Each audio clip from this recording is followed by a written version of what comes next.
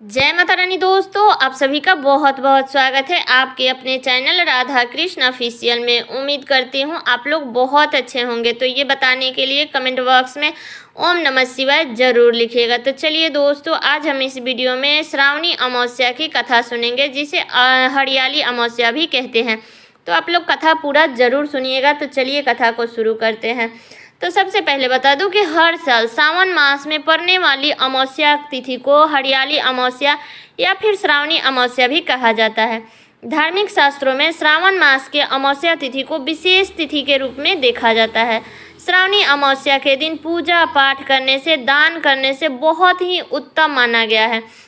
इस दिन नदी सरोवर में स्नान करके पितरों का पिंड दान करने से मोक्ष की प्राप्ति होती है। और बता दें कि हरियाली अमावस्या जीवन के पर्यावरण के महत्व को भी बताती है।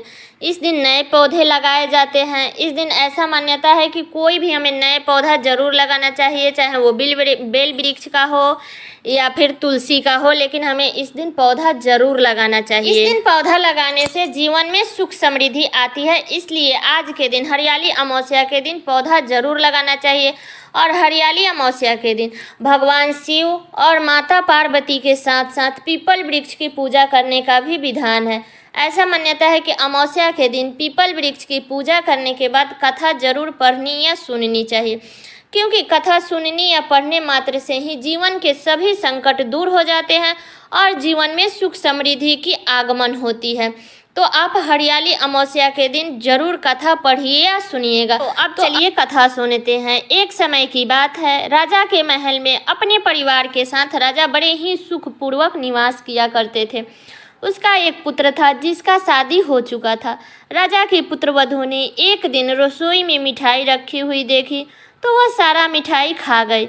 जब उससे पूछा गया कि सारी मिठाई कहाँ गई, तो उसने कहा कि सारी मिठाई तो चूहा खा गई। तब पुत्रवधू की बात चूहे ने सुन ली और वो इस गलत आरोप को सुनकर अत्यंत क्रोधित हुए। इसके बाद उन्होंने राजा की बहू को सबक सिखाने का निश्चय कर लिया।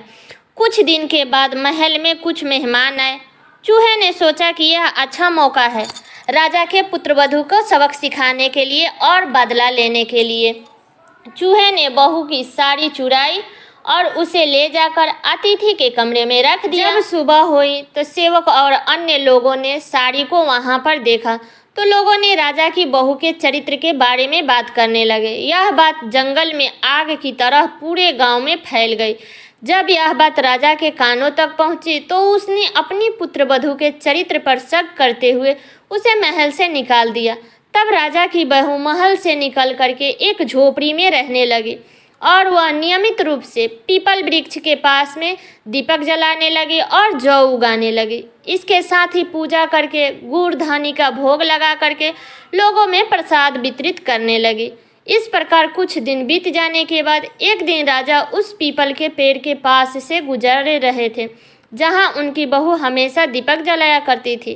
तब राजा ने अपने सैनिकों से कहा कि जाओ और उस पेड़ के ऊपर बैठ करके देखो कि यहाँ क्या जादू हो रहा है। तब राजा के सैनिक गए और पीपल के पेड़ पर चढ़कर बैठ गए। तब रात्रि में सैनिकों ने देखा कि वहाँ रखे दीपक आपस में बात कर रहे थे।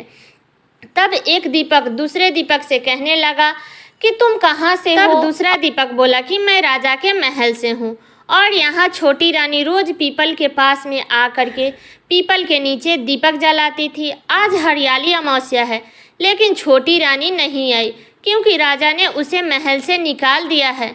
तब दूसरा दीपक बोला, राजा ने छोटी रानी को महल से क्यों निकाल दिया है?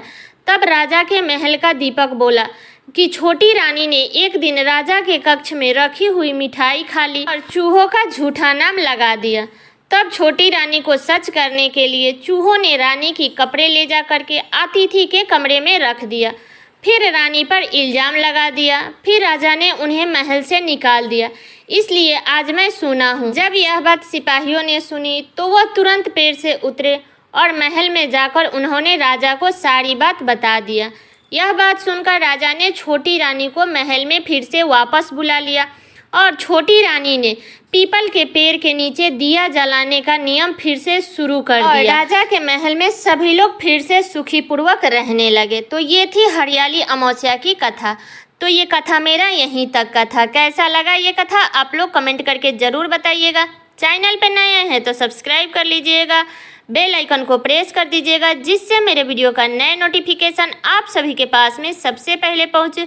और वीडियो को लाइक कर दीजिएगा, क्योंकि आपके एक लाइक से मुझे बहुत ही मोटिवेट मिलता है। तो वीडियो को लाइक कर दीजिएगा और वीडियो को शेयर कर दीजिएगा, ताकि हर कोई आज हरियाली अमावस्या के दिन कथा को सुन सके और उनका भी व्रत पूरा हो सके। तो चलिए दोस्तों, मिलती हूँ अगले वीडियो में किसी नए वीडियो के साथ में। तब तक के लिए नमस्कार।